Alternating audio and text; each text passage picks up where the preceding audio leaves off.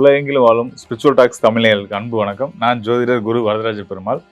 நம்ம சேனலில் வரக்கூடிய நிகழ்ச்சிகளில் ஜோதிடம் சார்ந்து அதை கிரக பயிற்சிகள், சனி பயிற்சி, குரு பயிற்சி, அது போக ஆன்மீக தகவல்கள் எல்லாம் பேசிகிட்டு இருக்கோம்.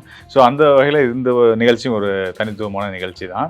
என்ன ஒரு விஷயம் பேச போகிறோம் அப்படின்னு கேட்டிங்க அப்படின்னா எல்லாருமே கேள்விப்பட்டிருப்போம். இந்த மாந்தி அப்படின்ற ஒரு கிரகத்தை எல்லாம் கேள்விப்பட்டிருப்போம்.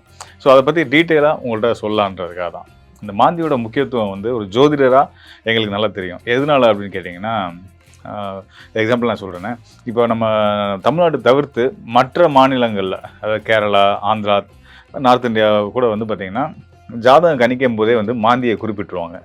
ஜாதகத்தில் மாந்தி இந்த இடத்துல இந்த ராசி கட்டத்தில் நிற்குது அப்படின்றத குறிப்பிட்டுருவாங்க. ஆனால் தமிழ்நாட்டில் மட்டும் நம்ம அதை மென்ஷன் பண்ணுறதில்ல.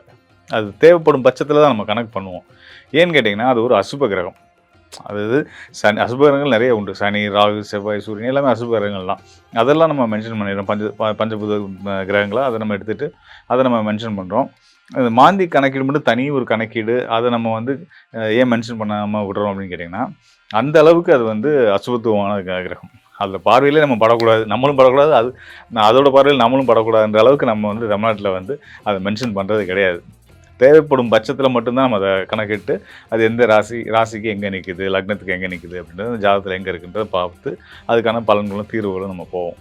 எதுக்கு தேவைப்படும் மாந்தி எதுக்காக தேவைப்படும் அப்படின்னா, ஒரு ஜாதகருக்கு செய்வினை கோளாறு, அதாவது ஏவல், பில்லி, சூனியம், இது மாதிரியான மாந்திரீகம் சம்மந்தப்பட்ட விஷயங்கள்னால ஒருத்தரை பாதிக்கப்பட்டிருக்காரா அப்படின்றத ஊர்ஜிதப்படுத்துறதுக்கு, அவரோட ஊழ்வினை கர்ம வினைகள் காரணமாக ஒருத்தர் செய்வினை தோஷத்தால் பாதிக்கப்படக்கூடிய அமைப்பு இருக்கா அப்படின்றதெல்லாம் நம்ம தெரிஞ்சுக்கணும். அப்படின்னா கண்டிப்பான முறையில் மாந்தியை நம்ம எங்கே இருக்குதுன்னு தெரியணும். அதை வச்சு தான் நம்ம ஒரு ஜாதகர் மாந்தி, அதாவது செய்வினை கோளாறால் பாதிக்கப்பட்டிருக்காரு, படலை அப்படின்ற ஒரு முடிவுக்கே வர முடியும். ஸோ அந்த அளவுக்கு நமக்கு அப்பாற்பட்ட விஷயங்கள், அமானுஷமான விஷயங்கள், இந்த மாந்திரிகம், இந்த செய்வினை கோளாறுகள், ஏவல், பில்லி, சூனியம், இது மாதிரியான விஷயங்கள் எல்லாம் ஒரு ஜாதகர் ஆட்படுறதுக்கு ஒரு முக்கியமான காரணமாக இருக்கக்கூடிய ஒரு கிரகம் தான் மாந்தி. ஸோ அந்த அளவுக்கு முக்கியத்துவமான ஒரு மாந்தி ஒவ்வொரு ராசிக்காரர்களுக்கும் எந்தெந்த நிலையில் இருந்தால் என்னென்ன பலன்களை கொடுக்கும் அப்படின்றத பார்க்க போகிறோம்.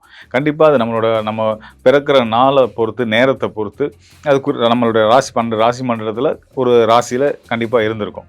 ஸோ அது அந்த ராசியில் இருந்தால் நமக்கு யோகமாக பாவமா அப்படின்றத பார்க்க போகிறோம். அதை 12 ராசிகளுக்கும், மேஷ ராசி முதல் மீன ராசி வரையான 12 ராசிக்காரர்களுக்கும் ஒவ்வொரு ராசிக்கும் எந்த நிலையில் இருந்தால் என்ன பலன்கள் கொடுக்கும் அப்படின்றத நம்ம கூடுதலாக பார்க்க போகிறோம்.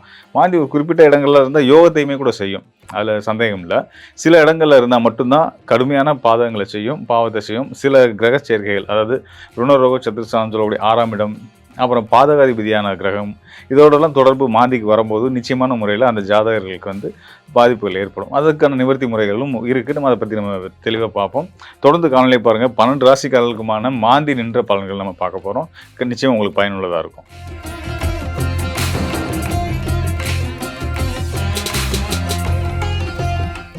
கடகராசி, சந்திரனுடைய ஆதிபத்தியம் பெற்ற கடகராசிக்காரர்களுக்கு ராசியில் மாந்தி அமர்ந்தால் என்ன பண்ணும் அப்படின்னு பார்த்தீங்க அப்படின்னா, கண்டிப்பான முறையில் நிறைய சங்கடங்களையும் குற்ற உணர்ச்சியும் கொடுத்துட்டே இருக்கும். தாழ்வு மனப்பான்மையை கொடுக்கும். எந்த ஒரு பொது இடத்துக்கும் போகிறதுக்கும் தயக்கத்தை கொடுக்கும். தனிமையை விரும்ப வைக்கும். தனிமையை விரும்ப வச்சு உங்களை எல்லாத்துலேருந்து ஒதுக்கி உங்களை நீங்களே உங்களுடைய லெவலை குறைச்சிக்கிறதுக்கான எல்லா வேலைகளையுமே அது செய்யும். அது போக முதல் ஸ்தானம் ராசியில், நான் சொன்னது கடக லக்னத்துக்கு இல்லை, கடக ராசியிலேயே சந்திரன் மாந்தி இருந்தால் இந்த பலன்கள்லாம் செய்யும். அங்கே சந்திரனோட சேரும்போது பார்த்திங்கன்னா மன குழப்பம் கொடுக்கும். அது போக உடல் பருமனை ஏற்படுத்தும். அதில் ஒரு சிலருக்கு கடுமையான உடல் மெலிவை கொடுத்துட்டே இருக்கும். என்னதான் ஆரோக்கியமாக சாப்பிட்டாலும் வச்சாலும் எக்ஸசைஸ் பண்ணாலும் கூட உடம்பு ஒரு தேராத நிலையில் இருந்துகிட்டே இருக்கும். இல்லை அதுக்கான முயற்சிகளை சரியாக பண்ண விடாமல் தடுத்துக்கிட்டே இருக்கும். இதெல்லாம் ராசியிலேயே மாந்தி இருக்கும் பட்சத்தில் கடகராசிக்காரர்களுக்கு ஏற்படக்கூடிய விளைவுகளாக இருந்துகிட்டு இருக்கு. இதுக்கு அடுத்தபடியாக அது எங்கே இருந்தால் கடுமையான தோஷங்களை செய்யும் அப்படின்னா கடகராசிக்கு கூடுதலாக 2ஆம் இடம். பொதுவாக 4, 6, 8, 12 மாந்தி நிற்கக்கூடிய நிலையில் கடுமையான தோஷங்களை செய்யும். ஏவல், செய்வினை கோளாறுகளை கொடுக்கும். அதனால் ஏற்படக்கூடிய பாதிப்புகளை கொடுக்கும். ஸோ இதில் கடக ராசிக்காரர்களுக்கு மட்டும் பார்த்திங்கன்னா 2ஆம் இடமும் கூடுதலாக சேர்ந்துக்கும். ஏன்னா 2ஆம் இடமாக வரக்கூடியது உங்களுக்கு மாரகஸ்தானம்னு சொல்லக்கூடிய சிம்ம ராசி சூரியனுடைய வீடு. சூரியனுடைய வீடு எப்படி சனிக்கு ஆகாதோ அதே போல் சனியோட பிள்ளையான மாந்திக்கும் 2ஆம் வீடு ஆகாது. அது சிம்ம வீடு ஆகாது. இப்போ சிம்மத்தில இருக்கும்போது உங்களால முடியாத காரியங்கள நான் செஞ்சு தரேன்னு வாக்குறுதி உங்களுக்கு குடுக்க வச்சு, அந்த வாக்குறுதிய உங்களையே மீற வைக்கும். ஸோ இந்த நிலையில இருக்கும்போது அதனாலேயும் உங்களுக்கு நெறைய இடங்கள்ல அவப்பெயர்களும், பிரச்சனைகளும், குறிப்பா குடும்ப உறுப்பினர்கள், உறவுகள்ட்ட இந்த மாதிரியான வாக்குறுதிகள குடுத்து நிறைவேத்த முடியாத நிலைக்கு போனதுனால, அவமானங்களும், சங்கடங்களும் அடையக்கூடிய நிலைகள்ல இருக்கும். இதுக்கு அடுத்ததா உங்களுடைய ராசிக்கு 4ஆம் இடம், 8ஆம் இடம், 12ஆம் இடம். இந்த 3 இடங்கள்லையும் இருக்கும்போது பார்த்தீங்கன்னா, கூடுதலா 6ஆம் இடம். 6ஆம் இடம் கண்டிப்பான முறையில செய்வினை கோளாறுகள குடுத்துரும். ராசிக்கு இருந்தாலும் சரி, லக்னத்துக்கு இருந்தாலும் சரி. அதோட அளவு எந்த அளவுல இருக்கு அப்படின்றத லக்னம் முழுமையான ஜாதகத்த வச்சு தான் நம்ம பலன் எடுக்க முடியும். அதுக்கடுத்து 4ஆம் இடம் நம்மளோட சுகஸ்தானம், வண்டி வாகன யோகங்களுக்கு, தாயார குறிக்கக்கூடிய ஸ்தானம், தாய் வழி சொத்துக்கள குறிக்கக்கூடிய ஸ்தானம். ஸோ அந்த இடத்துல சனி இருந்தாலும், மாந்தி இருந்தாலும் கூட கண்டிப்பான முறையில தோஷங்கள் இந்த வகையிலலாம் தோஷத்த செய்யும். இந்த வழியிலலாம் பிரச்சனைகள குடுக்கும். சட்ட வழக்குகள சந்திக்க வேண்டிய சூழ்நிலையில குடுக்கும்.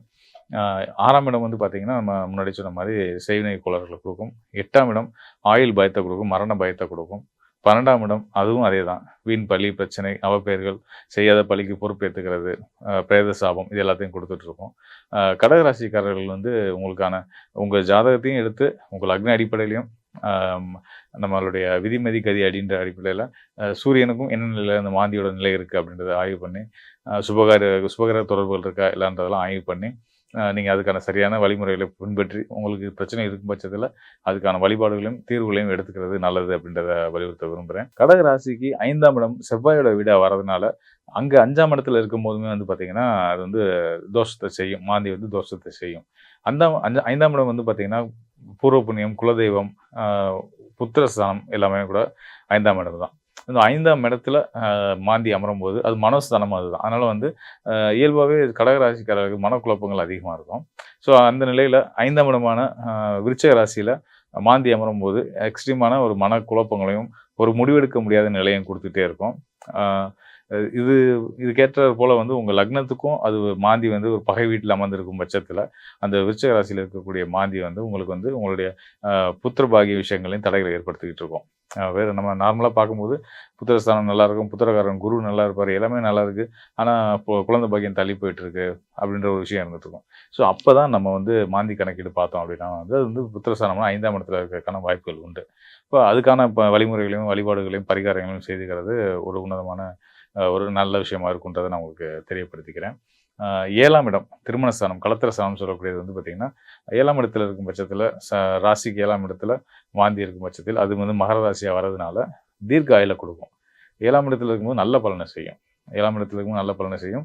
அதே சனியோட வீடான 8ஆம் வீட்ல இருக்கும்போது கெட்ட பலன்கள செய்யும். தீய பலன்கள செய்யும். அதுக்கு அடுத்ததா கடக ராசிக்காரர்களுக்கு இன்னொரு நல்ல நிலை மாந்தியால கிடைக்கக்கூடியது அப்படின்னு பார்த்தீங்கன்னா, மீன ராசி 9ஆம் இடம். மீன ராசி குருவுடைய வீடா இருக்கிறதுனாலயும், அது 9ஆம் ஸ்தானமா வர்றதுனாலயும், உங்களுக்கு கடக ராசிக்காரர்களுக்கு நல்ல யோகத்த குடுத்துட்டு இருக்குன்றத நம்ம உறுதியா சொல்ல முடியும். மேலும் நீங்க முக்கியமான விஷயத்த தெரிஞ்சுக்கணும். இவ்வளவு நேரம் நம்ம மாந்திய பத்தி நம்ம பேசிட்டு இருந்தோம்.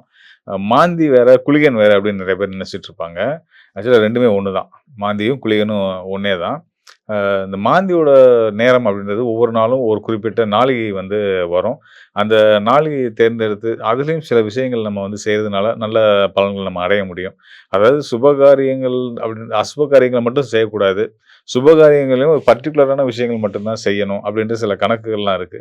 என்ன விஷயம் செய்யணும், செய்யக்கூடாது அப்படின்றத பொறுத்து நமக்கான அந்த அந்த மாந்தியோட மாந்தியையும் நம்ம சாதகமா பயன்படுத்திக்க முடியும். முள்ள முள்ளால எடுக்கணும் அப்படின்ற மாரி, கிரகங்களால வரக்கூடிய கோளாறுகள கிரகங்கள வச்சு தான் நம்ம சரி பண்ணிக்க முடியும். இப்போ உதாரணத்துக்கு சொல்லணும் அப்படின்னா, சூரியனால வர பிரச்சனைய குருவால சரி பண்ணலாம். குருவால வர பிரச்சனைய சுக்கிரனால சரி பண்ணலாம். செவ்வாயால சரி பண்ணலாம். இப்படி பல விஷயங்கள் இருக்கு. செவ்வாயால வரக்கூடிய பிரச்சனைகள பார்த்தீங்கன்னா, குருவால சரி பண்ண முடியும். ஸோ இந்த மாதிரி முள்ள முள்ளா எடுக்கிற மாதிரி கிரகங்களோட குடுக்கக்கூடிய தோஷங்களையும், சங்கடங்களையும் நம்ம கிரகங்கள வச்சே தான் நம்ம சரி பண்ணிக்கவும் முடியும். அந்த வகையில ஒவ்வொரு கிரகத்துக்கும் தன்மைகளும் உண்டு, பாதகத்தன்மைகளும் உண்டு. எப்படி நம்ம பயன்படுத்துறோன்றத பொறுத்து தான் நம்மளோட வெற்றி இருக்கு. இது ஒரு சராசரி மனிதர்களா, ஜோதிடத்துக்கு சம்மந்தம் இல்லாத ஒரு சராசரி மக்களா இத நீங்க உணர்ந்து தெரிஞ்சுக்க முடியாது. ஒரு தேர்ந்த ஜோதிடர்களால உங்களுக்கான இந்த விஷயங்கள உங்களுக்கான சரியான முறை எந்த கிரகம் உங்களுக்கு யோகத்த செய்யும், எந்த கிரகத்தோட நேரத்துல என்ன விஷயத்த நம்ம செய்யலாம், என்ன தசாபுத்தி காலங்கள்ல என்னென்ன விஷயங்கள தவிர்க்கணும், என்னென்ன தசாபுத்தி காலங்கள்ல என்னென்ன விஷயத்த தைரியமா செய்யலாம் அப்படின்ற கைடன்ஸ்லாம் குடுக்க முடியும். இதுல பர்ட்டிகுலரா இந்த மாந்தி நம்ம ஏற்கனவே சொன்ன மாரி பார்த்தீங்கன்னா, மாந்தி, குளிகன் இதுல அசுப காரியங்கள், அதாவது நம்ம ஜாதகம் வெளிப்படையா பார்க்கும்போது நல்லா இருக்கு. இதுல எதுவும் தொந்தரவு இல்ல. அப்படின்ற மாதிரி இருக்க நேரத்திலயும் நமக்கு ஏதாவது பாதிப்பு, அதாவது உடல் ரீதியான பாதிப்பா இருக்கலாம், கடன் தொழில் சார்ந்த பாதிப்புகளா இருக்கலாம், கடன் சார்ந்த பாதிப்புகளா இருக்கலாம், உறவு ரீதியான பிரச்சனைகளா இருக்கலாம். நல்லா ஜாதகம் நல்லா இருந்து இந்த மாரி பிரச்சனைகள் இருக்கு அப்படின்னு வரும்போது தான், சரி அடுத்த கட்டமா தான் வந்து நம்ம வந்து மாந்திய செக் பண்ணி பார்க்க போறோம். ஸோ பார்க்கும்போது அது கண்டிப்பா அதுதான் ஒரு காரணமா இருக்குன்றத நம்ம வந்து கண்ண மூடிட்டு சொல்ல முடியும். எல்லாமே ஜாதக நிலையில பொதுவான ஜாதகத்துல நல்லா இருக்கு அப்படின்னா, மாந்திய கணக்கிட்டு பார்த்து தான் உங்க பிரச்சனைக்கான தீர்வு அங்க தான் எடுக்க முடியும். ஸோ அதனால வந்து அ ஒரு நீங்க போயிருப்பீங்க, பார்த்துருப்பீங்க. என்ன பார்த்தாலும் ஜாதகத்துல நல்லா தான் இருக்குன்னு சொல்றாங்க. ஆனா நான் கஷ்டப்படுறது எனக்கு தான் தெரியும். அப்படின்ற வருத்தம் இருக்கிறவங்க, சுய ஜாதகத்தோட இந்த டிஸ்ப்ளேல இருக்க என்னுடைய எண்ணுக்கு தொடர்பு கொள்ளுங்க. உங்களுடைய மாந்தி, உங்க விதி, மதி, கதி இந்த 3 நிலைகள்லயும் உங்களுக்கு மாந்தி என்ன ரோல் பண்ணுது? உங்களுக்கு அது தொந்தரவு தான் பண்ணுதா? இல்ல யோகத்த செய்ற நிலையில இருக்கா? இல்ல எதுவுமே பிரச்சனை இல்லையா? வேற எதுவும் காரணங்கள் இருக்கா? இப்படின்ற விஷயங்கள இன்னும் தெளிவா, துல்லியமா தெரிஞ்சுக்கணும் அப்படின்னா, எனக்கு தொடர்பு கொள்ளுங்க. கண்டிப்பா உங்களுக்கு உதவ நான் தயாரா இருக்கிறேன். நன்றி மக்களே! மீண்டும் ஒரு நல்ல நிகழ்ச்சியில சந்திப்போம்.